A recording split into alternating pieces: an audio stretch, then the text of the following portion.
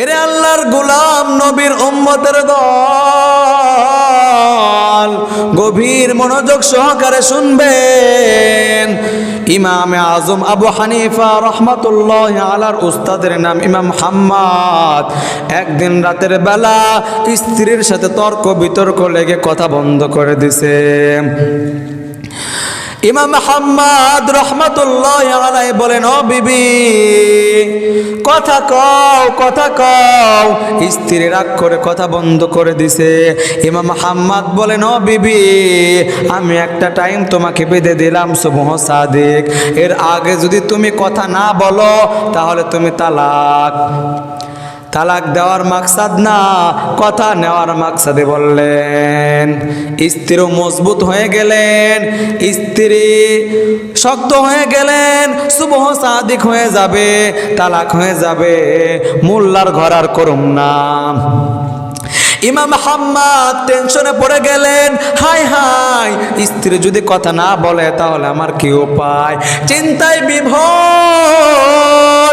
হঠাৎ করে মনে পড়লো আমার একজন বিচক্ষণ ছাত্র ইমামে আজম আবু হানিফা নুমান ইবনে সাবিত, তার কাছে গেলে একটু সমাধান পাওয়ার আশা করা যায়।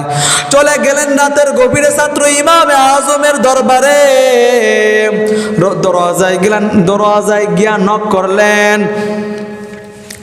দরজায় গিয়া নক করলেন।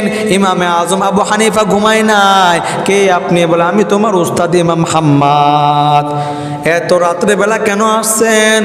বলে এত ঝামেলায় পড়ছি, নাই লেখে আসছি নাকি? কি সমস্যা?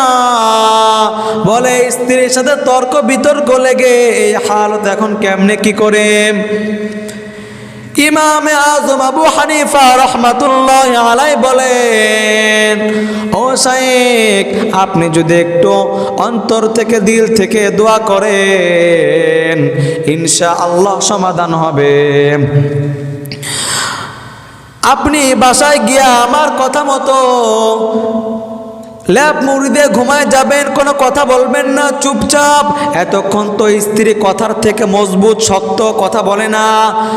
টেনশন আপনার, এখন আপনি গিয়ে কথা বলবেন না, চুপচাপ নীরবে থাকবেন। আমি ইনশাআল্লাহ সময় মতো সমাধান নিয়া বাড়িতে চলে যাব। ইমাম হাম্মাদ রাহমাতুল্লাহি আলাইহি বাড়িতে রওনা দিলেন। বাড়িতে যাওয়ার পর ছাত্রর কথা মোতাবেক চুপচাপ হয়ে ল্যাপ মুড়ি দিয়ে কম্বল মুড়ি দিয়ে ঘুমায় গেলেন। ফাঁকে ফাঁকে তাকায় না জানি আবার স্ত্রী আবার চলে যায়। ফাঁকে ফাঁকে তাকায়, আবার টেনশন কখন আসবে। ইমামে আজম আবু হানিফা টেনশন। হঠাৎ করে শুনে ফজরের আজানের ধ্বনি। বাড়ির সামনে দরজার সামনে মসজিদ, বাড়ির সামনে মসজিদ। হঠাৎ করে শুনে ফজরের আজানের ধ্বনি, আসসালাতু খায়রুম মিনান নাওম। ম্যাডাম কয়, ওই হুজুর কাম কিন্তু শেষ, বিদায়। চলে গেলাম রে হুজুর, বিদায়, শেষ বিদায়ের সালাম। বিদায় নিলাম। বহুদিন ঘর করেছি, কম জ্বলাজ্বলি নাই আর কম জ্বালান জ্বালাই নাই। বিদায় নিলাম রে হুজুর। ইমামে আজম আবু হানিফা বলেছে কোনো কথা বলা যাবে না, চুপচাপ। যখন দরজা দিয়ে বের হবে তাকায় দেখে ইমামে আজম আবু হানিফা দরজার সামনে হাজির। আম্মা যান কোথায় যান? বলে তুমি? বলে আমি তো আবু হানিফা নুমান ইবনে সাবিত। কই যান আম্মা? বলে তোমার হুজুর যে কাম ঘটাইছে, কথা নাই চলতেছি। কি সমস্যা? বলে তোমার হুজুর সুবহ সাদিক পর্যন্ত টাইম দিয়েছিল, যদি কথা না বলে তাহলে আমি তালাক। সুবহ সাদিকের টাইম পার হয়ে গেছে, এখন আমি তালাক হয়ে গেছে, আমি বিদায়, আমি এখন চলতেছি। ইমামে আজম আবু হানিফা রাহমাতুল্লাহি আলাইহি বলেন, আম্মা জান টাইম কত জানেননি? কয় তা তো জানি না। তাকায় দেখে এখনো ঘড়ির টাইমে এখনো তাকায় দেখে সুবহ সাদিক হইতে 1 ঘন্টা টাইম বাকি আছে। কয় হায় হায়, তাহলে আজান দিল কে? ইমামে আজম আবু হানিফা রাহমাতুল্লাহি আলাইহি বলেন, আম্মা জান, এটা ফজরের সুবহ সাদিকের আজান না, এই আজান দিয়েছে আপনার তালাক ঠেকানোর আজান। লাকাদ জানাল বিলাদা ওয়া মান আলাইহা ইমামুল মুসলিমিনা আবু হানিফা বুদ ইমামে বাসফা আসিরাজে উম্মাতানে মুস্তফা। এরা আল্লাহর গোলাম, নবীর উম্মতের দল। পয়গম্বর মুসা আলাইহিস সালাম তোর পাহাড়ে যাইতেছেন আল্লাহর সাথে কথা বলার জন্য। তাকায় দেখেন তোর পাহাড়ের নিচে এক আল্লাহর বান্দা বৈশা বৈশা আল্লাহ তাআলাকে বলতেছেন, এরে মাহবুব, আপনাকে যদি আমি পাইতাম সুন্দর করে গোসল করাইয়া আতর গোলাপ লাগাই দিতাম। এরে আল্লাহ, আপনাকে যদি আমি পাইতাম বিভিন্ন আইটেমের খানা পাক কইরা আমি আপনাকে আল্লাহ খাওয়াইতাম। পয়গম্বর মুসা নবী শোনা মাত্র মিজাজ গরম। এরে বান্দা, তুই কও কি? এটা তো শিরকের কথা, এই কথা তো বললে বান্দা মুসলমান থাকে না, শিরক হয়ে যায়। এই বান্দা তুই কও কি? পয়গম্বর মুসা নবী রাগান্বিত হইয়া ধমক দিয়া বললেন, সাথে সাথে ওই আল্লাহর বান্দার খেয়াল ছুটে গেছে, মুরাকাবা ছুটে গেছে, মুশাহাদা ছুটে গেছে। পয়গম্বর মুসা নবী ধমক দেওয়ার সাথে সাথে মুরাকাবা মুশাহাদা ছুটে গেছে, ওই আল্লাহর বান্দার খেয়াল ছুটে গেছে। ওই আল্লাহর বান্দা চোখের পানি ছেড়ে কান্না করতে করতে জঙ্গলের দিকে চলে গেলেন।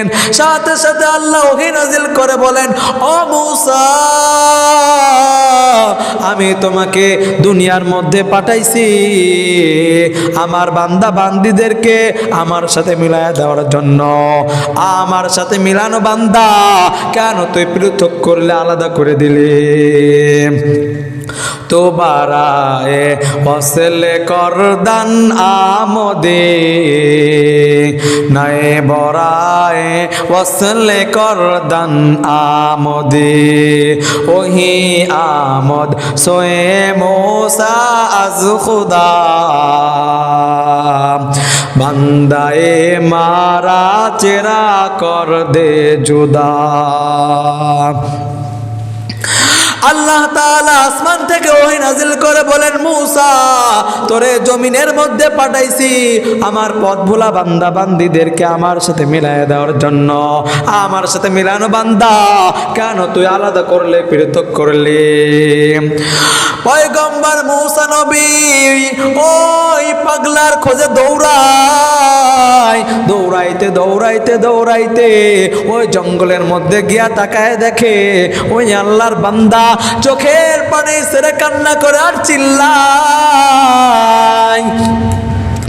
মুসা নবী বলেন, ও ভাই, তুমি চলো ওই তোর পাহাড়ের নিচে চলো। তুমি যে কথাগুলো বলতেছিলা আমার আল্লাহর খুবই পছন্দ হয়েছে, আমার আল্লাহর ভালো লাগছে। তুমি চলো আবার ওই কথাগুলো বলবা। পয়গম্বর মুসা নবীর কথার জবাবে ওই পাগলা বলে, ও ভাই মুসা, ওই কথাগুলো আমি বলতেছিলাম, আমার মন মানসিকতা স্বাভাবিক ছিল না। আমি তখন 70,000 নূরের পর্দা ভেদ করিয়া ভেদ করিয়া আর মাত্র একটা পর্দা বাকি ছিল আল্লাহর সাথে মোলাকাতের জন্য। তুমি যখন বাধা দিছো আমার ধ্যান খেয়াল ছুটে গেছে। এই খেয়ালটা আর এখন করলে আর হবে না। এই মন মানসিকতা, এই মুরাকাবা মুশাহাদা এখন নাই।